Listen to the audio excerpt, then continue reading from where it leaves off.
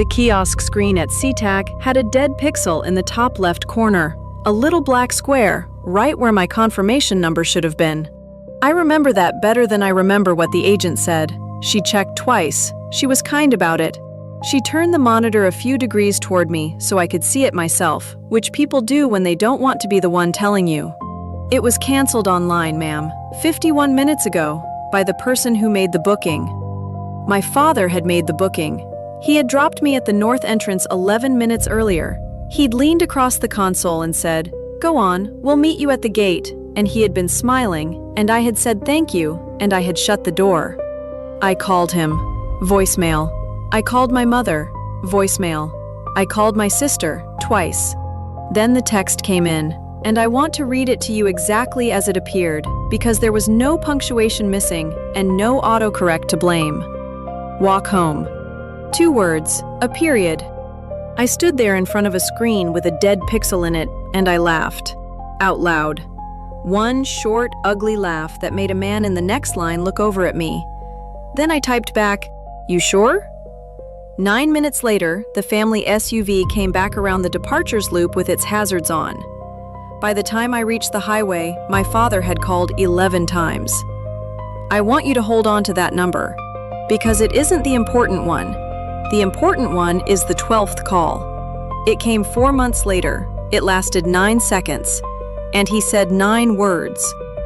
Before I tell you what those 9 words were, and what my mother admitted in front of 30 people on her 60th birthday, tell me where you're watching from and what the weather's doing there today. I want to see how far this one travels. Here is the part my father didn't think about, and I want to be fair to him. Almost nobody would have. He bought 4 airline tickets. I bought the rest of the trip.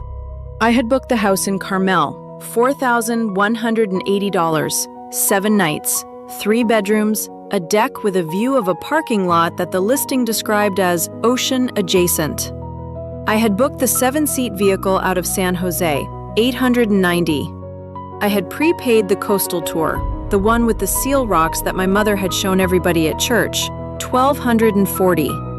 $6,310, all of it on my card, all of it in my name. And I had reimbursed my father $412 for my airline seat the same afternoon he booked it. Because I have never in my life let a family member carry a charge for me. I ordered a car, 16 minutes. I sat on a bench by the taxi stand and I opened the booking app. The driver's name was Anton, and there was a St. Christopher medal hanging from his mirror, patron saint of travelers. I noticed it, and I did not say anything about it. And I have thought about that medal probably 40 times since. He asked where to. I said Ballard. He asked if I'd had a good flight. I didn't fly, I said. He looked at the luggage in the back and decided not to ask a second question, which I appreciated more than he'll ever know. And then, on the on-ramp, my phone started. Call 1, Dad. Call 2, Dad. Call 3, Mom. I turned the screen face down on my knee and opened the app again, and this is what I saw. Carmel House, free cancellation until 6 o'clock this evening. It was 20 minutes to 3 in the afternoon. I had 3 hours and 19 minutes. Not to decide. I had already decided, somewhere around the dead pixel. 3 hours and 19 minutes to get it done cleanly, with receipts, before the window closed and the money became a thing I could argue about, instead of a thing I simply hadn't spent. I need to tell you what I do for a living, because it's the whole reason the next 4 months went the way they did. I work for a travel insurance underwriter in Seattle, 11 years. My department handles what the industry calls repatriation and emergency assistance, which is a very clean way of saying, I get stranded people home. A 73-year-old woman has a stroke on a river cruise outside Passau. A couple's son gets hurt in Cozumel, and the local hospital wants payment before they'll move him. A widower misses a connection in Reykjavik, and his medication is in a checked bag that's already in Toronto. They call a number. It rings on my floor. I find the flight. I find the bed. I find the person on the ground who speaks the language. I stay on the line while they cry. And then I tell them what time their plane leaves. On my desk phone, from my first week 11 years ago, There is a sticky note in my own handwriting that has been restuck 4 times and is now more tape than paper. It says, "Ask if they've eaten." That's the job. That's all of it. Somebody is a long way from home and frightened, and you are the voice that says, "Here's how you're getting back." So you'll understand why, standing at that kiosk, the thing that broke in me was not the money. I was 10 years old. We stopped at a rest area outside Ellensburg on the way back from my grandmother's. I went to the bathroom. When I came out, the car was gone. It was gone for 11 minutes. I know it was 11 because there was a clock over the vending machines, and I watched the whole thing happen on it. My father's version, forever after, was that he'd pulled around to the truck side to check a tire, and I'd panicked. My Aunt Dot's version, which she gave me when I was 19 and we were sitting in her kitchen, was different. "He counted heads," she said. "He came up with 3, and he was satisfied with 3. Dot Merrick is my father's older sister. She is 74. She wears her reading glasses on a chain around her neck, and I have never once seen her put them on. She laminates nothing, unlike my mother, who laminates everything. She said one thing to me that day in her kitchen, and she said it the way you'd give somebody a phone number. "Meredith, from now on, wherever you go, before you go, know how you're getting home. Don't ever leave that up to somebody else's counting." I built a career on that sentence. I have never once told her so. So that was the shape of it, long before the airport. A man who counted to 3 and was satisfied. And a woman who taught me to always have my own way back. 2 weeks before the trip, my father asked me to co-sign a loan. He owns a sign company outside Tacoma, Bennett Sign Systems. Channel letters, pylon signs, the lit-up thing over a car dealership. He's been in other people's attics and up other people's ladders for 31 years, and his hands look like it. He wanted $186,000, a fabrication table, and a second service truck. The rate was 14.9%. The payment was $3,840 a month. That is more than my mortgage. He had the paperwork in a manila folder on my parents' kitchen table. My mother had laminated the cover sheet. "Which I want you to sit with for a second. You just sign here," he said. "It's a formality. Bank wants a second name." "Dad, can I ask you something first?" "Sure." "What did the shop clear last year? Not gross, net." He looked at my mother. My mother looked at the folder. "It was a soft year." "Okay, what did it clear the year before?" "Meredith." He sat back. "You want to audit me at my own table? I want to know if the payment fits. It fits if the work comes in." I said the thing I say at work maybe 40 times a week, and I said it in the same voice. And I have gone back and forth for a year now on whether that was the mistake. "Dad, if the work doesn't come in, this loan doesn't take the truck. It takes my house. That's what co-signing is. It's not a formality, it's me agreeing to be the person they come to when you can't pay." The kitchen was very quiet. The refrigerator did that thing refrigerators do. "So that's a no," he said. "That's a no on this one. If you want, I'll sit down with the numbers and we can look at a smaller line or a lease on the truck instead of a purchase. I don't need you to fix it, Meredith. I needed you to sign it." I drove home. He didn't call for 6 days. And then he called, and he was warm. And he talked about the trip and about how Mom had been telling everyone at church about the seal rocks. And I was so relieved that I said yes to everything he asked for over the next 2 weeks, without once asking why he'd stopped being angry. I'm not going to read you a list. Lists are how you lose people. I'll give you 2 Tuesdays instead. 3 years ago, my parents fell 14 months behind on their property taxes. I found out because my mother mentioned, in the middle of a story about somebody else, that there had been a letter. I took a personal day. I sat in a county office in Tacoma on a plastic chair for 2 hours and 40 minutes with a woman named Pat behind the glass. And I got them onto an installment plan. $2,760 a quarter. Then I paid the first 4 installments myself, because the plan required the first one at signing and my father's card declined at the window in front of Pat. And he looked at the floor. And I said, "Use mine, fast," before anybody had to say anything else about it. He never mentioned that day again. Not once in 3 years. But at Thanksgiving, twice, I heard him tell people he'd gotten square with the county. 2 years ago, the box truck his crews used needed replacing. The payment is $940 a month. I set it up as an automatic transfer from my account on the 14th. I did it on a Tuesday from my desk between 2 calls about a stranded tour group in Lisbon. It ran 41 times. He thanked me the first time. That's not a criticism. 1 thank you is a normal amount. I'm telling you because I counted. And the fact that I counted is the part I'd like you to notice about me. And my sister Lauren's respiratory therapy program at the community college. $1,150 a month, paid directly to the bursar, 3 semesters running, because she said she couldn't concentrate on clinicals if she was working nights. 4 years. About $137,000. Not $1 of it did I ever ask to be repaid. I want that clear before I tell you the rest. Because what happened next was never about getting money back. I called Dot from the back of Anton's car, somewhere around Boeing Field. She picked up on the second ring, the way she always does. "Are you at the airport?" That's how she answered, not hello. "How did you know I was at the airport?" There was a pause on her end that lasted about 2 seconds and told me everything. "Aunt Dot." "Meredith, honey." She let out a long breath. "Did he cancel your ticket because you wouldn't sign that loan?" She'd had him at her table 9 days earlier.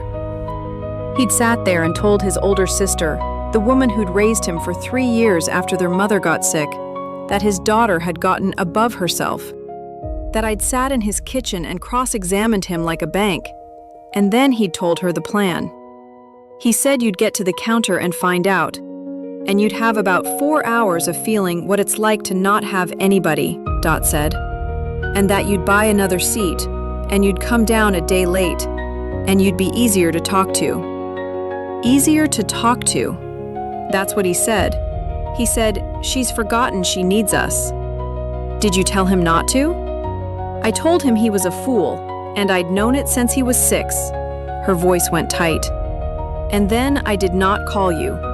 For 9 days. Because I told myself he wouldn't actually do it. And because he's my brother. And because I have been making excuses for that man my whole life, and I am very, very good at it. Dot. No, let me have that one. I earned it. I sat in the back of a rideshare with a St. Christopher medal swinging on the mirror, and I understood, for the first time in 35 years, that the airport was not an impulse. It was a strategy. And the strategy required me to pay to get back in. I want to tell you exactly what I did, in order, because people are going to say I lashed out, and I want the record to show what lashing out actually looked like. At 4 minutes past 3, I canceled the Carmel house. Full refund, inside the window, confirmation number screenshotted. At 11 minutes past 3, I canceled the vehicle. Same. At 19 minutes past 3, the coastal tour. That one was credit only, not cash. So I moved the $1,240 back into my own travel balance, where it had come from. At 26 minutes past 3, I stopped the automatic transfer for the box truck, effective the 14th. At 3:30, I canceled the scheduled tuition payment to the bursar's office. At 20 minutes to 4, I removed the standing quarterly gift toward the county installment plan. Then I stopped, and I sat on the floor of my apartment with my back against the couch. And here's what I did not do. I did not touch their airline tickets. I was on that booking. I could have. 4 seats, 3 hours before departure. And I sat there with my thumb over it, and I did not. And I want you to understand it wasn't mercy. It was that I would have had to explain it for the rest of my life. And I was not going to hand him that. Then I did something I have never told anyone until right now. My father had left his truck in the SeaTac garage. 7 days. He had paid for 3. Because he always does that. Because he always thinks he'll sort it out on the way back. At 12 minutes past 4 that afternoon, I called the parking office and I paid the remaining 4 days. $96. so it wouldn't be towed while they were in California. I never told him. He has never known. He still doesn't, and at 1 in the morning, still in the clothes I'd worn to the airport, I opened a blank document.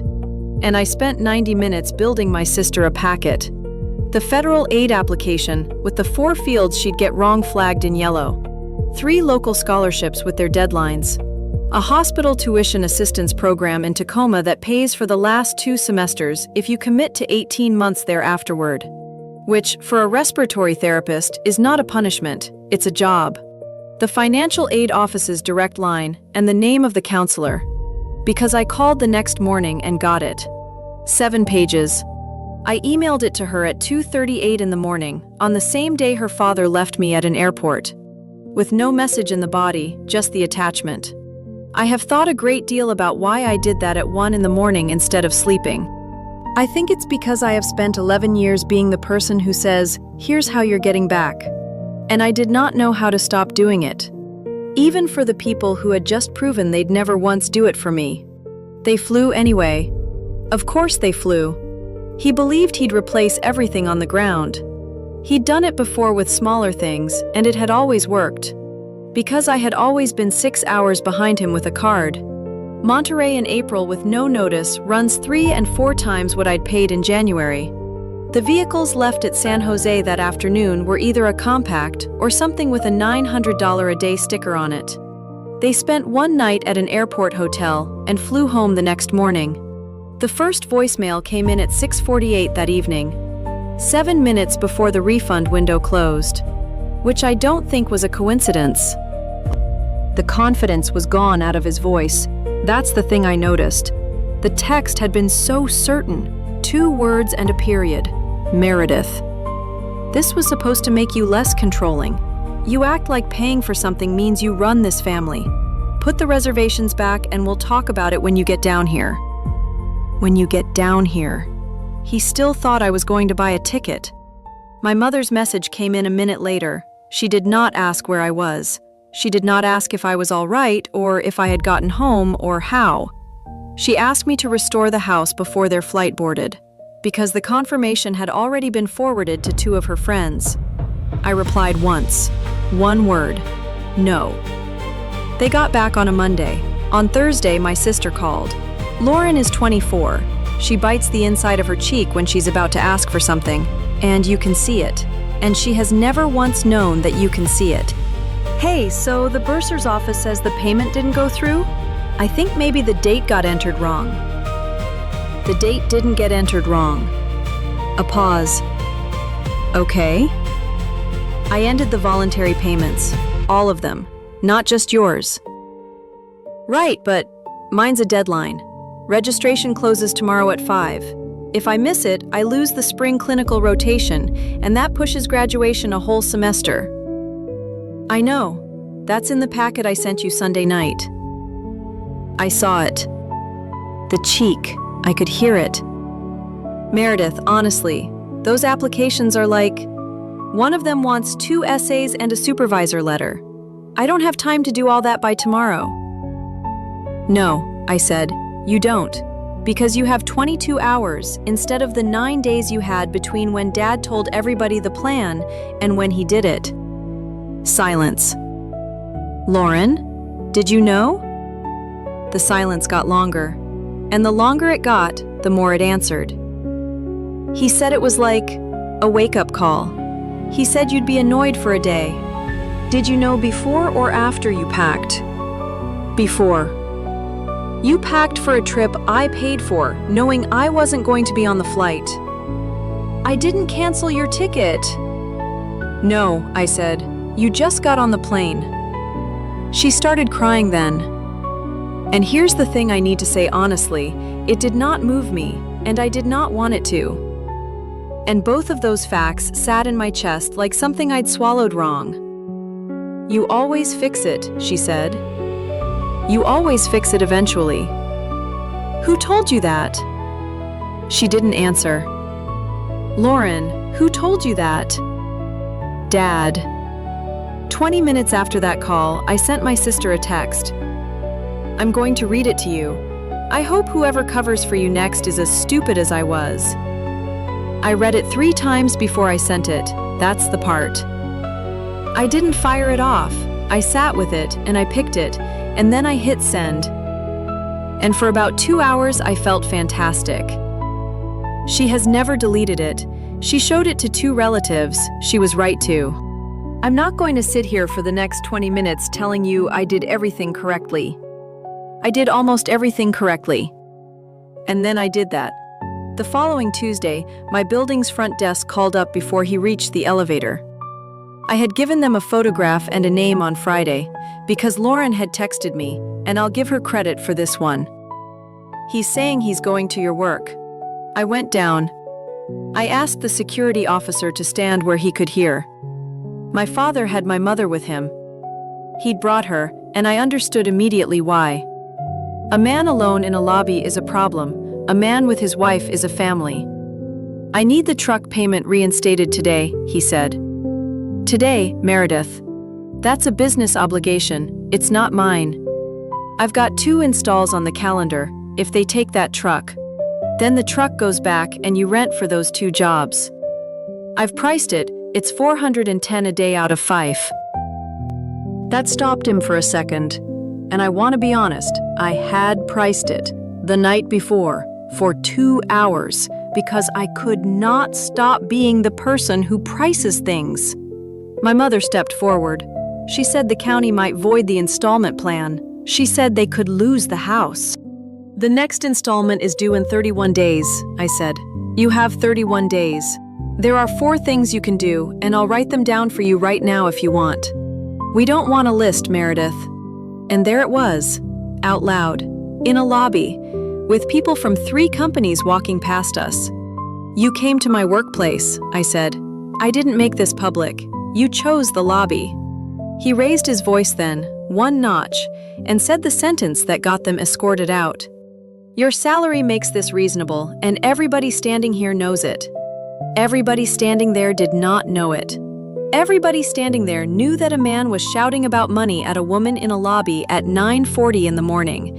A woman from underwriting saw the last 30 seconds. She never brought it up. Not once in a year, which was somehow worse. I spent about 3 weeks wondering which fragments were moving around that building. And that was the entire point. He came because professional embarrassment is a currency, and he was trying to make refusing him more expensive than agreeing. By that evening, he'd told relatives I had my own parents removed from a building. By the weekend, the story was that I'd had them removed by hospital security, which is not a thing that exists in my building, and which nobody asked about. Here's the part I have the hardest time with. The truck went back on a Friday. The following Monday, my father let go of 1 man, Wendell Roach, 68 years old, 9 years with Bennett Sign Systems. He wore the same canvas jacket every one of those 9 years, and it had a burn hole in the left cuff from a heat gun from before I ever met him. Wendell was the crew's install lead. Without the box truck, there was 1 fewer crew. I found out 3 weeks later from Dot, who mentioned it the way you mention weather. I called him. I didn't have to. He'd have never known I knew. Wendell, it's Meredith, Russ's daughter. Sure. Hi, sweetheart. He said sweetheart, and I had to sit down. I told him I'd heard. I told him I was sorry. I did not tell him why, because what would that have been for? For me? I made 2 calls that week to a marine terminal in Everett where I know the operations manager because we've worked 11 claims together. Wendell got 3 months of contract work out of it, and then a full position in September. 3 months of uncertainty for a 68-year-old man is 3 months of uncertainty for a 68-year-old man. Getting him a job in September does not give May, June, and July back to him. I did not create my father's payroll. I know that. I have said it to myself in the shower probably 200 times, but a man who had done nothing at all spent a summer worrying. And the reason was that I stopped. And both of those things are true at the same time. And anybody who tells you a clean boundary has no cost has never actually drawn one. My mother turned 60 on the 9th of May. The California trip had been early. They'd flown 3 weeks ahead of the actual date because the fares were better. and because I'd found the fares, and because that was the kind of thing I did. So the real birthday was still coming. And my father booked a banquet room at a place off River Road, and he invited about 30 people. And he told them I would be there, and that I would be apologizing, and that everything would be restored afterward. I found out because an uncle I have spoken to maybe 9 times in my life texted me, "Proud of you for fixing what you caused." Dot called me that night. "He's telling people you're going to stand up and say you're sorry." I know. Are you going? If I don't go, that becomes the truth, doesn't it? Yes, she said. It does. There was a long pause on the line. Then I'll pick you up at 5, she said. And Meredith, let other people talk. You've been doing the talking in this family for 11 years, and it has never once worked. The banquet room had a fake fireplace with a screensaver flame in it. It looped every 11 seconds. I know because I watched it loop for most of what happened next. We came in at 6:10. He saw us from across the room, and his face did something I'd never seen it do. Relief. Actual relief. And I understood he had genuinely believed his own version. "There she is," he announced, to the room. "The one who finally came around." Some people clapped. I want you to picture that. In a rented banquet room, 30 people applauding a woman for a thing she had not done and was not going to do. I did not sit down. "Before anybody eats," I said, "I need to fix something Dad told you. I haven't apologized. I'm not restoring any payments. Nothing has been agreed to. I think about 8 of you have driven a long way tonight on the understanding that this was a reconciliation dinner, and I'd rather you heard it from me than found out at the end." The room got very still. The fireplace looped. "You came here to ruin another one of your mother's birthdays," my father said. "I came here because you told 30 people I'd made a promise I never made." And then my father did the one thing all night that I have not been able to put down. He stopped performing. "You want to talk about what you've paid for," he said. "Fine, let's do that. I'll go first." He put his hands flat on the table. "I paid for you to be the kind of person who could pay for things. 22 years in other people's attics. In August, in an attic. So you could sit in an office with a headset on. Dad, I'm not done. Every Sunday for 6 years, you've called this house. Every Sunday, and not one time, Meredith, not one. Have you asked me a single question about my work, about what I do? You ask about the numbers. You've never once asked me about the work." He was right. I want to be completely straight with you about that. Because I could edit this part out and nobody would ever know. He was right. I had turned my father into a file. Somewhere in the 4th year of paying, I had stopped hearing a man and started hearing a risk profile. And I had done it so gradually that I never noticed the day it happened. I stood there in a banquet room and I had nothing. And then my Aunt Dot set down her water glass. "Russ." Dot, stay out of. Russell Bennett. 74 years old, 5'3", reading glasses on a chain she never uses. "She asked you every Sunday for 6 years. He stopped. "She asked, and you told her it was fine. You told that girl it was fine every single week." Dot's voice did not rise. That was the worst part. "And then you'd hang up, and you'd call me. And you'd tell me the truth, about the Hendricks job, about the crew you couldn't make payroll for in February, about the attic." She looked around the room, once, and then back at him. "You chose her for the money, and you chose me for the truth. And then tonight you stood up in front of 30 people and blamed her for only knowing the part you gave her. Nobody said anything. That's not her failing, Russ. That's your filing system." My mother had not spoken since we came in. She stood up now, and her hands were shaking, and she said the sentence that ended it. "I wanted you to feel like you needed us, for once." The room turned. "You walk around like you've never needed a single person in your life, Meredith. You have never once called this house crying. Not when you were 19. Not when you got divorced. Not ever. And I thought if you were stuck somewhere, just for a few hours, you'd finally have to call." She was crying, and she meant every word. And I think that's what made it unbearable.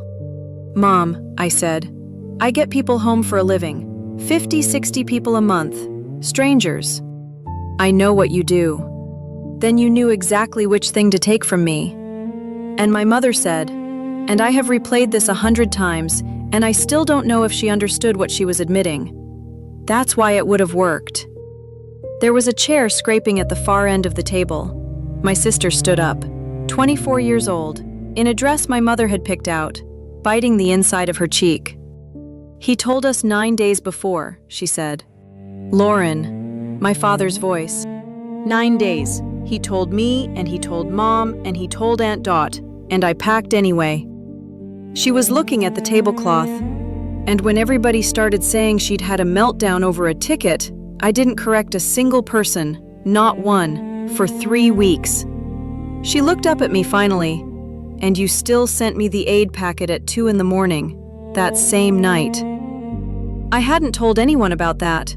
I still don't know how she knew what time it was sent, except that of course she does, because it's in the timestamp, and she must have looked. "I didn't do it for you," I said, which was cruel, and which was also not entirely true, and which I said anyway. "I know," she said. "I looked it up. There's a hospital program. I start the essays Monday." I said almost nothing else that night. Dot was right. I put one folder on the table, not a ledger. I want to be specific because my father spent months telling people I'd handed out an invoice. It had 4 things in it: the airline cancellation record with the timestamp, my reimbursement receipt for $412, a printout of the text, "Walk home," and a single page that said, in plain language, that all voluntary contributions had ended permanently, that they would not resume when the truck went back, or when the taxes came due, or when Lauren graduated, and that any communication should go to one email address. "You're not my daughter anymore," my father said. "You've been using that since I was 10, I said. "It stopped working at a rest stop outside Ellensburg." Then Dot drove me home, and neither of us said anything for about 40 minutes. And somewhere near Fife, she reached over and put her hand flat on my arm and left it there. And that was the whole conversation. My father, the truck went back. He rents now, per job, $410 a day. And he turns down anything past Olympia because the numbers don't work. He never took the $186,000 loan. No bank would write it without a second name, which was always the actual information in that manila folder, and which I had told him in his own kitchen while my mother looked at a laminated cover sheet. The shop is smaller. The shop is not gone. He also, eventually, had to tell relatives where the truck money and the tax money and the tuition money had actually come from. That was not my doing. People asked. Some of them apologized to me. A few didn't and said family should share. And I stopped answering. My mother. She went to 5 days at the optometry office. They sold the trailer. She stopped laminating things, which Dot mentioned to me once, and which for some reason made me put the phone down for a minute. She sent me photographs for a while. Me at 6, me at 14 at the lake, a recipe card. Never once, in any of them, did she write, "We were wrong," or ask what it would take. They were nostalgia used as a bridge back to a payment. And I've been in the business of recognizing a soft approach for 11 years. My sister, she took the federal loan. She took the hospital program, which means she owes them 18 months in Tacoma, which she'd have been lucky to get anyway. She worked weekends at a rehab center, and it wrecked her last semester, and she graduated 1 term late. She mailed me an announcement with no note. I did not go. I put it in the drawer with the takeout menus, which is where I put things I'm not finished deciding about. We talk about 4 times a year now. Short calls. She has never asked me for money again. And I have never brought up the text I sent her. And she has never brought it up either. And I think that's roughly where 2 people land, when one of them was 24 and frightened, and the other one was 35 and correct. On a Tuesday in September, my father fell off the 2nd step of a ladder on a job in Puyallup. It wasn't dramatic.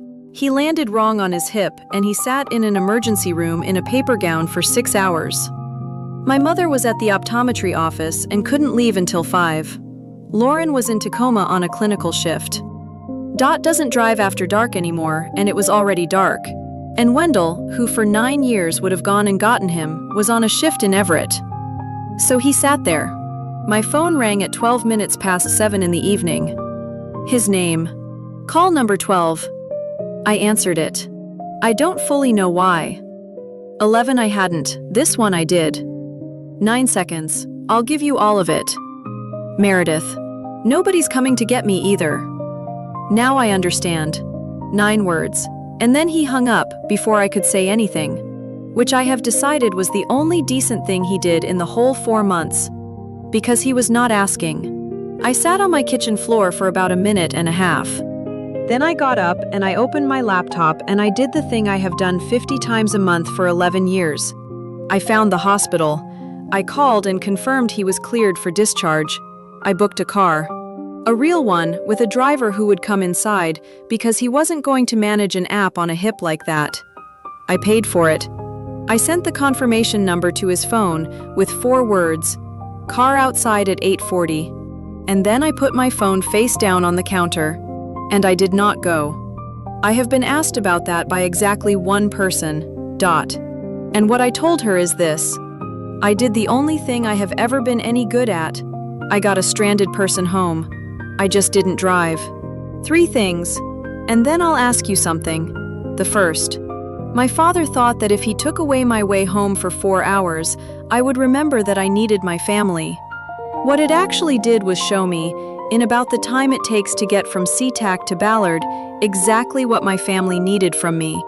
And those are 2 completely different pieces of information, and only one of them was ever on the table. The second. I spent 11 years telling strangers, here's how you're getting back. 50 a month. 1,200 people, give or take.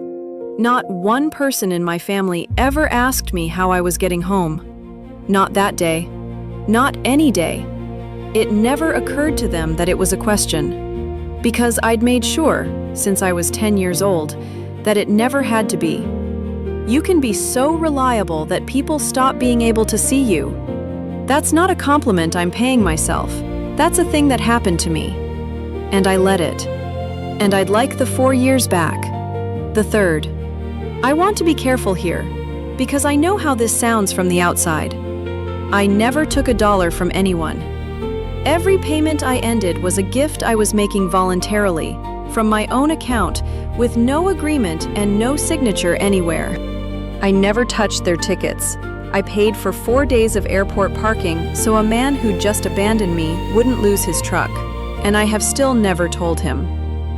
What I stopped was the thing they'd stopped seeing, not the money, the assumption. They didn't want me back at that table. They wanted the version of me that would pay to be let back in. Being needed is not the same as being wanted, and the difference is that one of them has a price. So let me ask you honestly, if you'd been standing at that kiosk, would you have bought another ticket, flown down a day late, and let it go for your mother's 60th? Or would you have done what I did? And the harder one, the one I still turn over. When he called me from that emergency room after 4